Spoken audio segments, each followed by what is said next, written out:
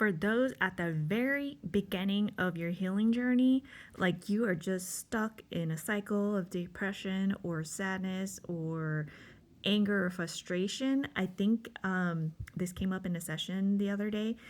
The biggest thing you can do to get out of that rut, maybe it was specific to this person, but is to just build your self awareness, to step outside of yourself, to learn to step outside of yourself. So, number one, pause, take a breath, don't react, respond. Responding takes time, responding takes a little bit of processing, responding takes pause to process, and then responding. Reacting is you're on autopilot. You have been triggered, and that hurt part of you is that wounded part of you is coming out to say, I'm triggered.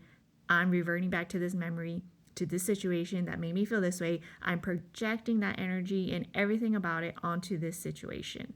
So anytime you're triggered, you're actually being triggered by something from your past, most likely your childhood, and has compounded through your life into adulthood, into many different situations. And so that one thing is actually triggering something from childhood that is making you kind of go back into that state of being, and then viewing kind of the situation in that state. So the best thing you can do, step number one, if you didn't do any healing inner child, any shadow work, like you're just a normal person, just awakening to like, I want to be different.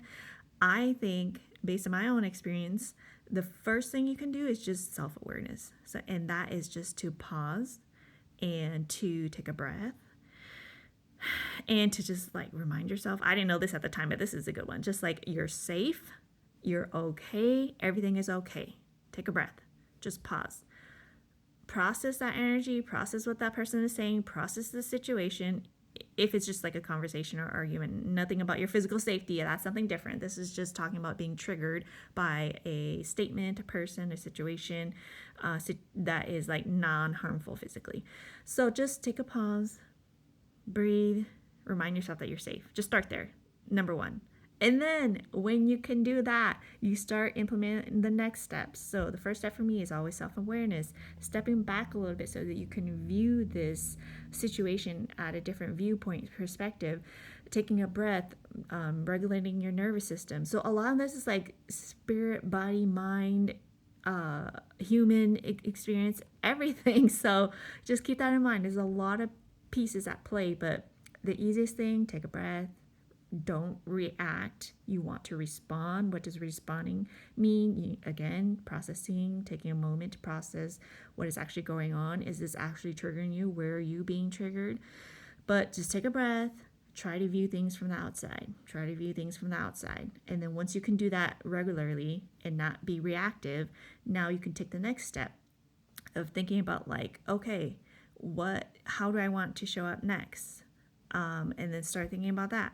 I want to process. I want to say, hey, I'm very triggered right now. I need to take some time. Is that what you want to do? Or do you want to have a response ready? And how do you want to respond? Hey, you need to stop. I don't accept that kind of behavior. Setting boundaries, learning about boundaries.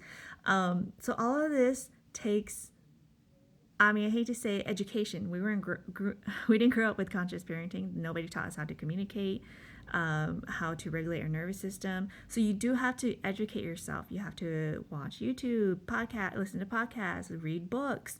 Find people in these areas that are going to help give you a piece of golden information, knowledge, so that you can apply it to your life. Like all of this stuff I just didn't come up with my own. Processing it and coming with my own spin, yes, I did that, but like I had to learn it from somewhere first. And at that time, I found therapy and spiritual TikTok, and that really, so much free information. Thank you to everyone who shared. They probably didn't even know they affected my life. I didn't save any of the stuff. I was just like consuming it, learning it, absorbing it. And then I started implementing what I felt called to implement at that time, what felt right for me. And then thinking about how I want to show up. So pausing, thinking about how you want to show up, and then trying to show up in those ways, trying out the different tools that you learn. So you try and you say and you do a little bit different each time, and then it's very uncomfortable, people. This is the healing journey is not fun. It is not easy. It's very uncomfortable. It's very tense. You have to get comfortable being uncomfortable, and that I had to learn on my being sober too. It's okay. Get used to being uncomfortable. It's fine. It's just part of life. You can't be comfortable all the time. And with that being said, so yeah, then I just started applying the tools that I learned, adjusting it, and then making it who I am, authentic to myself. And then naturally just became a second habit. It's like nature, it's just who I am now. And then I start on the next thing. So it's a cycle. It's like one thing at a time. Otherwise, we get overwhelmed and we quit.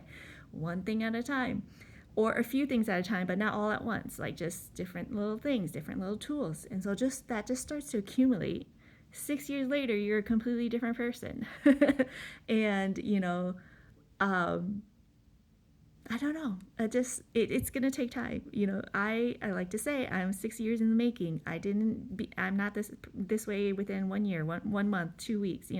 It took years for me to accumulate all this knowledge, all this practice, all this intentionality. I'm intentional about my healing, about my inner work, about my relationships, about who is in my life, about where I put my energy, about how I communicate things. I'm very intentional.